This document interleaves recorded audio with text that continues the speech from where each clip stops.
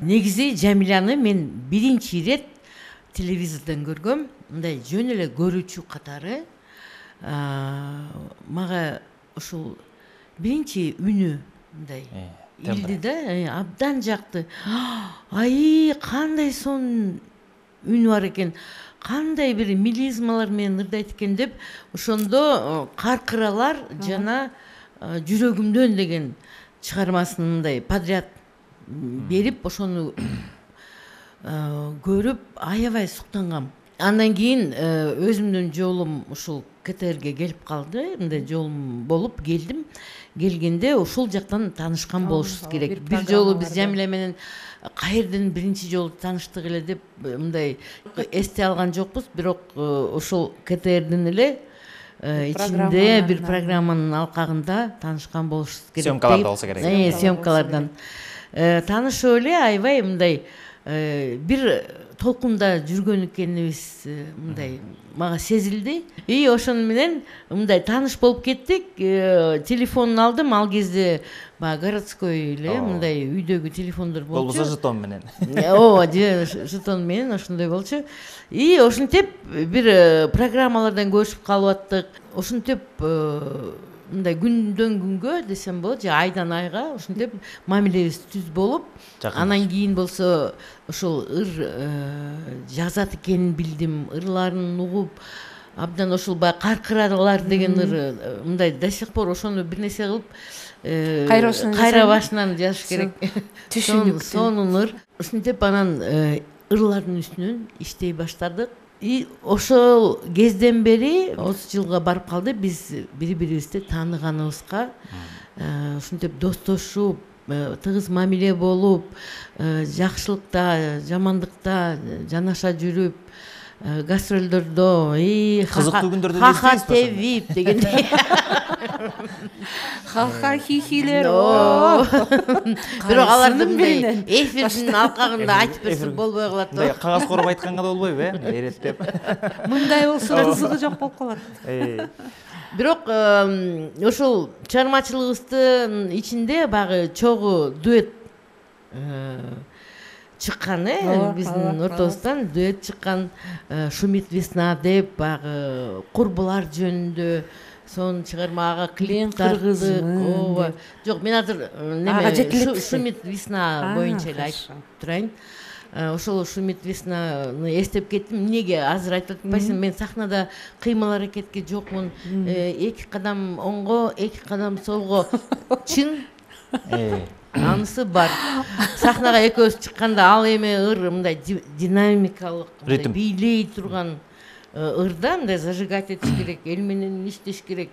Анан чыкканда эле Жамиля бир кадам солго, бир кадам оңго болуп коет. Мен болсо жанымда эй деп динамиканы берген мен.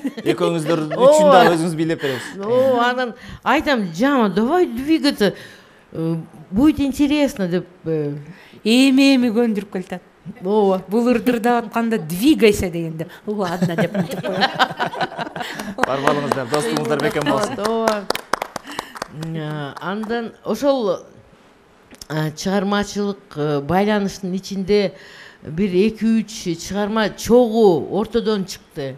Багы Жылдыздуу жердешим. Мен бир башын баштап берем. Бул аяктайт да, мисалы. Ошондой ырларыбыз бар. Багы гүлүктөрүм, үмүттөрүм, муңайбас. Ошол Жылдыздуу жердешим багы Салижан Шариповго баягы космосто жүргөндө ошону чыгарып мындай космоска интернет аркылуу, анда интернет жаңы чыгып аткан кези жөнөткөнбүз да. Эмне эле? Бет ачар космосто. Ооба, космостон болгон. Айда жаңырган деңиз. Аны деле мындай мен Караколдон келатам. Машинанын ичинде Жылдыздуу асман мына азыр моундай да, студиядай. Анан ошол кезде Салижан Шарипов космосто учуп жүргөн, анан мындай карап алып, ошол жакта бир жердешибиз ошол жакта жылдыздардын арасында деп анан кандайсың деп башталганда меники менин вариантым. Анан Жамиляга келип, ай Жамиля, вот моундай припеви жаралды, ошол куплет керек болуп атат деп анан припевин мындай ноталар менен аткарып бердим. Кандайсың анан Жамиля отуруп эле деп мындай ойлоно баштап эле. Негизи жакшы ырлар 5 мүнөттүн ичинде башталат. Ак жолдо Неме да мындай шаар кетет. Шаар кетет, ооба.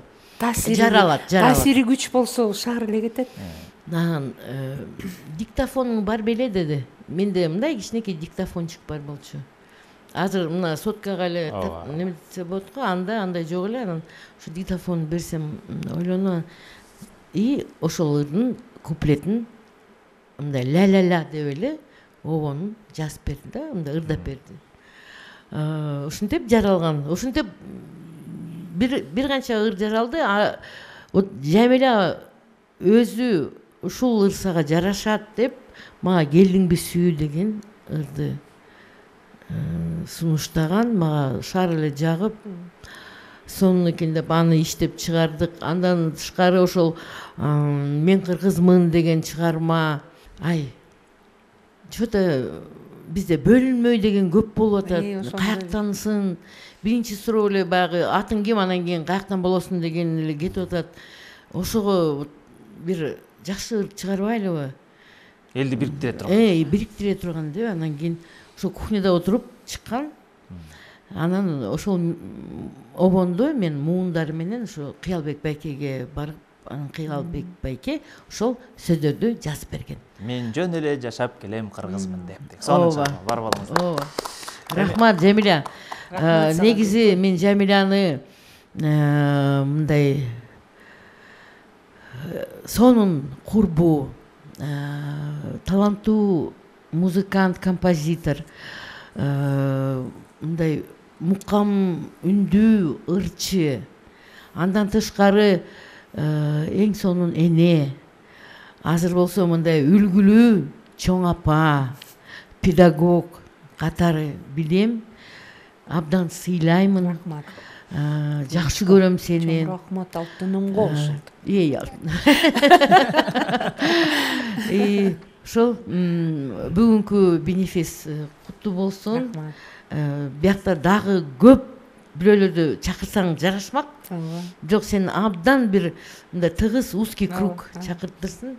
Ошонун ичинде мен бар экениме мен ыраазымын. Каймактары келбедиби бүгүн? Жакшы, бар болуңуз, бар болуңуз. Жана айткандай, ону Жамиля эжекебизге таандык болгон Келдиңби сүйүү, бул чыгарма жаралганда мен да радиодо иштечимин. Радиодо эфирден сырткары отуруп алып, мындай да уккан бир ушундай бир ар бир кыргыздын жүрөгүнө жакын ыр болгон деп билебиз. Дал ошол чыгарманы Гүлнара Тойгонбаева аткарып берсин.